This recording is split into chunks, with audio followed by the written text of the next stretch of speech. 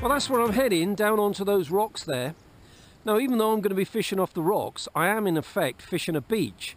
It's just this beach has got this little section of rocks that juts out, and it gives me an ideal platform to fish from right up to high water. Now, this type of fishing, a bit of float fishing for garfish and mackerel in the summer and the autumn months, is what I call my chilled out fishing fun. And if you've just got a couple of hours to spare and you want some relaxing fishing, it's an ideal way to fish. So I just got to get myself down onto those rocks. I've got a bit of a steep climb down, so I'm going to take my time and be a little bit careful. But when I get down there, we'll have a look at the rig and the baits that I'm going to be using.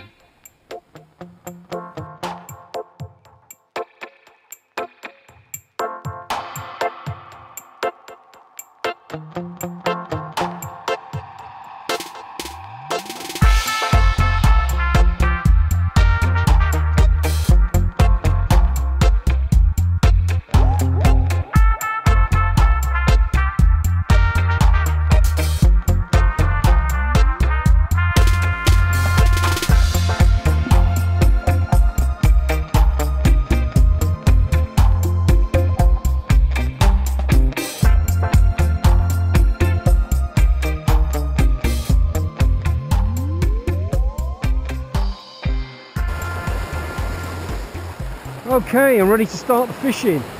Although there's not much wind today, I've got a little bit of a swell that's coming slightly from my left and pushing towards the beach. So what I'm going to do is, to get a drift, is cast it straight out there and then just let it drift along to the beach. Now, of course, the thing about garfish and mackerel, they will come very, very close to the shoreline. So you don't always, particularly if there's bait fish around, so you don't always need to be a long way from the shoreline. I'm fishing around the high water period. This is just about 3/4 of an hour before high water, and I'm going to fish maybe an hour or two of the ebb tide.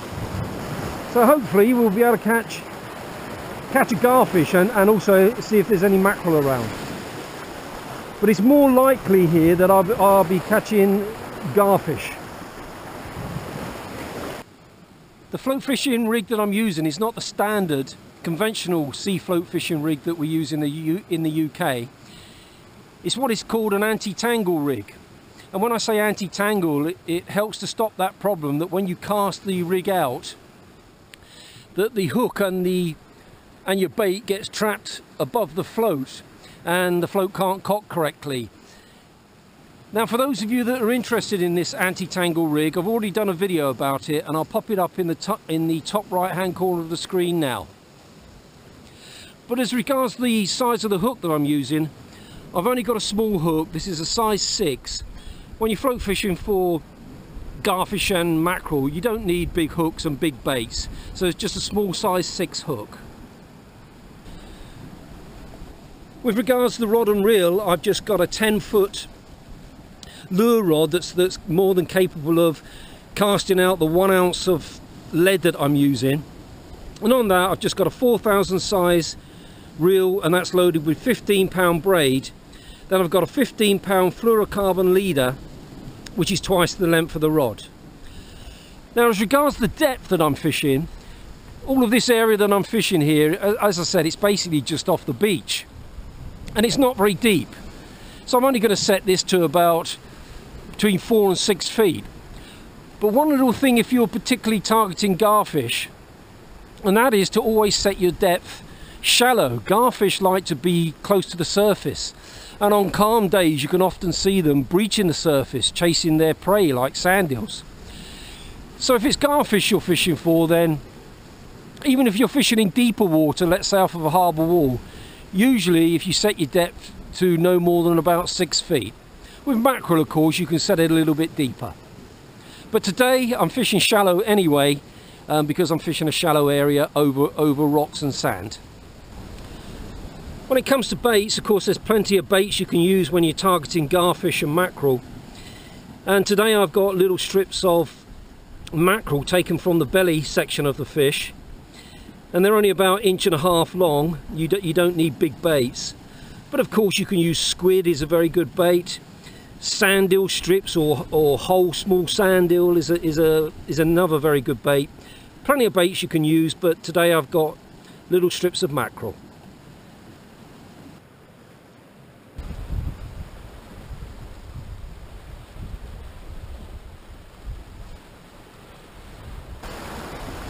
Well, I've got a friend to come and visit me.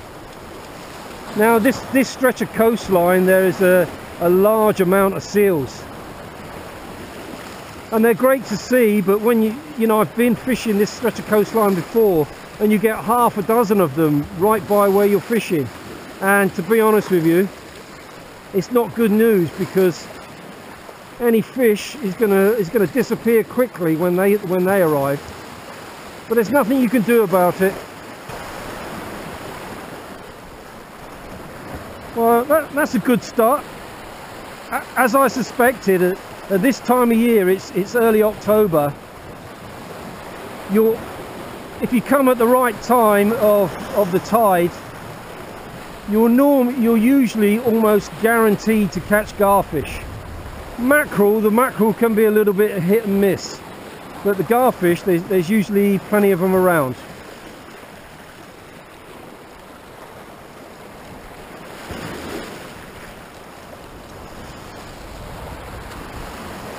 And there it is. For those of you that have never fished for garfish before, one indication about you've got a garfish take the bait. Oh, how about that?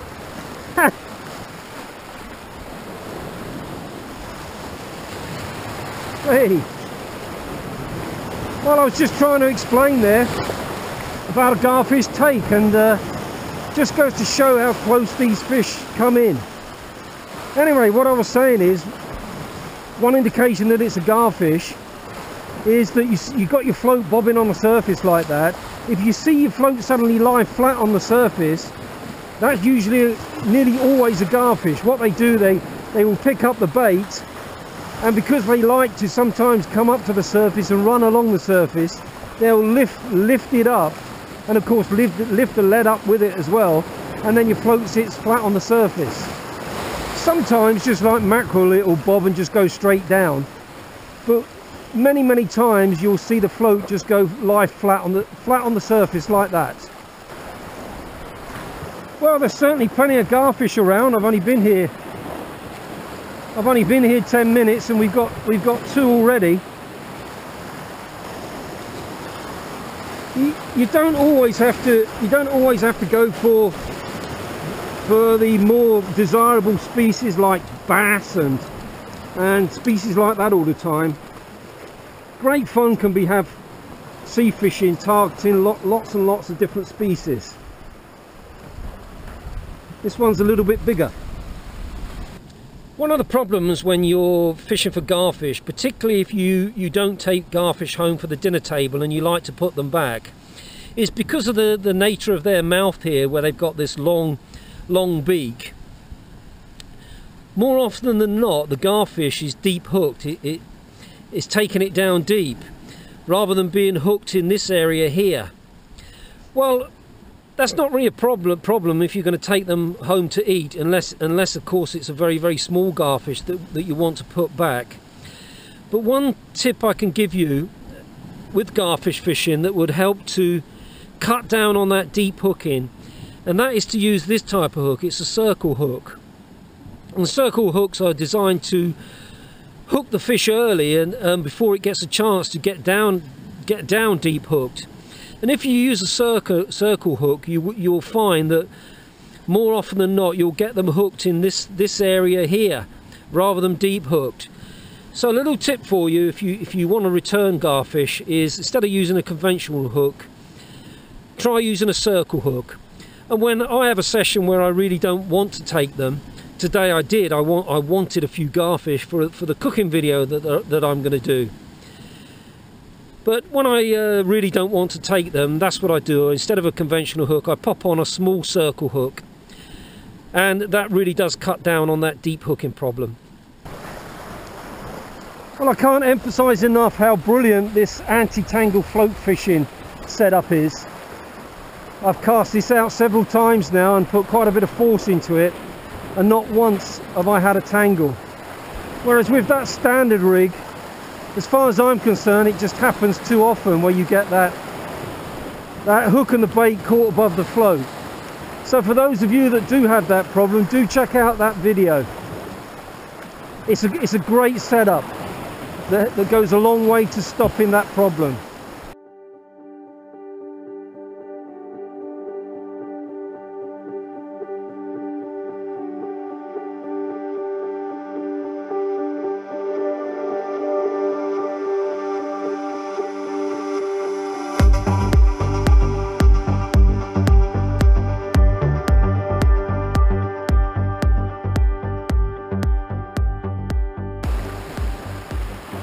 Well, it doesn't look like... Oh, yep, we're in. I was just about to say, it doesn't look like there's any mackerel around. There are mackerel around. I was out on the kayak yesterday, and for a few hours, and I had no trouble catching mackerel, but at the moment there doesn't appear to be any in here close.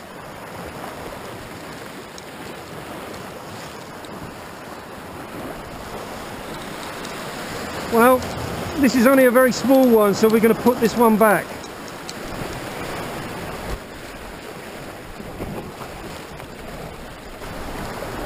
Little tip I can give you when you're float fishing for garfish.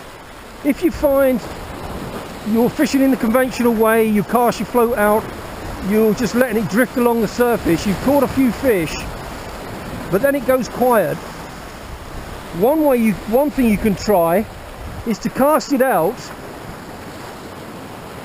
but instead of just leaving it like that, what you do, you very, very slowly reel it in. And what in effect that does, it uses that little bit of mackerel strip or a little bit of squid strip as a spinner. So slowly reel it in, and that often stimulates the garfish to chase it and take it.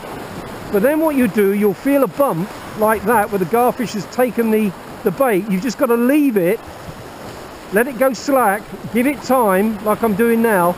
You can see the garfish jump in there where he's taken it, and then bang, you've got it.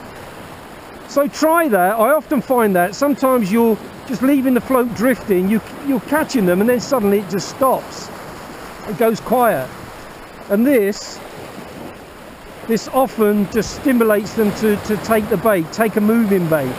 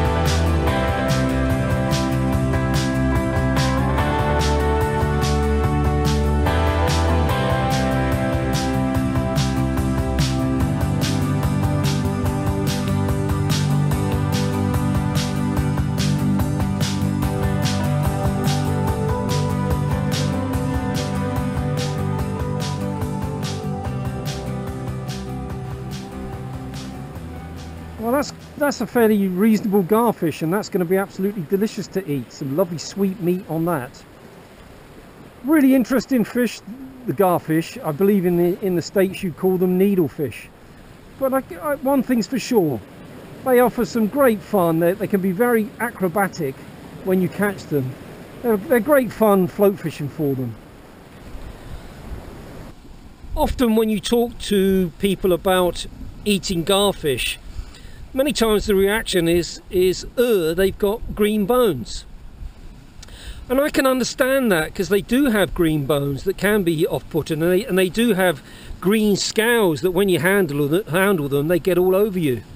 So I do understand that. But if you do like eating fish and you like eating mackerel, Garfish is absolutely lovely. It's like a sweeter version of mackerel. They've got a beautiful piece of meat that runs along the back here, and most of the bones, the green bones, are in this belly section here, and you can sort of see the outline of the bones there. So providing you know how to deal with Garfish, they are actually very good to eat. So what I'm going to do, I'm going to hopefully make a video sometime in the future, in the catching and cooking fish and shellfish video, showing you how to deal with Garfish. And one way, there's several ways you can cook them, but one way that we cook them, that we found really, really good. So look out for that. And of course, when it comes to bait, it's exactly the same as any bait fishing. It's really, really important to change your bait regularly and don't get lazy. It is a pain to do it. You got your float out there and you're all relaxed and chilled out. You think, oh, I can't be bothered. But it does make a difference. Just get a bit of a fresh bit of scent trail going in the water, and it could make the difference between catching and not catching.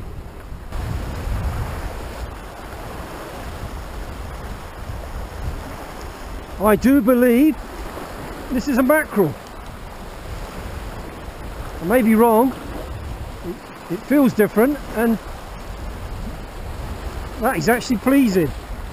Although I'm mainly here to catch Garfish, it's always good to see the mackerel come in.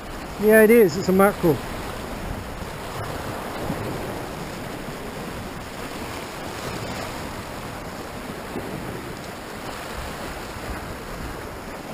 Brilliant.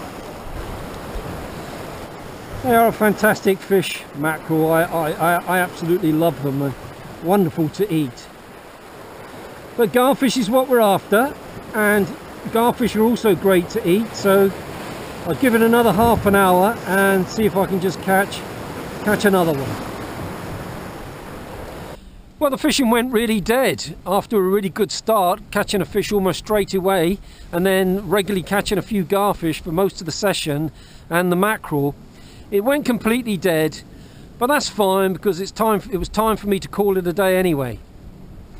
But it gave me what I wanted this morning. As I said in the introduction, I look at this type of fishing as just relaxing, chilled out, uncomplicated fishing fun, and I got that after a hard day on the kayak yesterday. So I'm going to get these few Garfish home and the mackerel and get them prepared. And for those of you that may be interested in cooking Garfish and have never tried them and don't really know what to do with them, look out for that video in the future, and I'll try to get that out as soon as possible. So once again, I hope you found that useful, and many thanks for watching.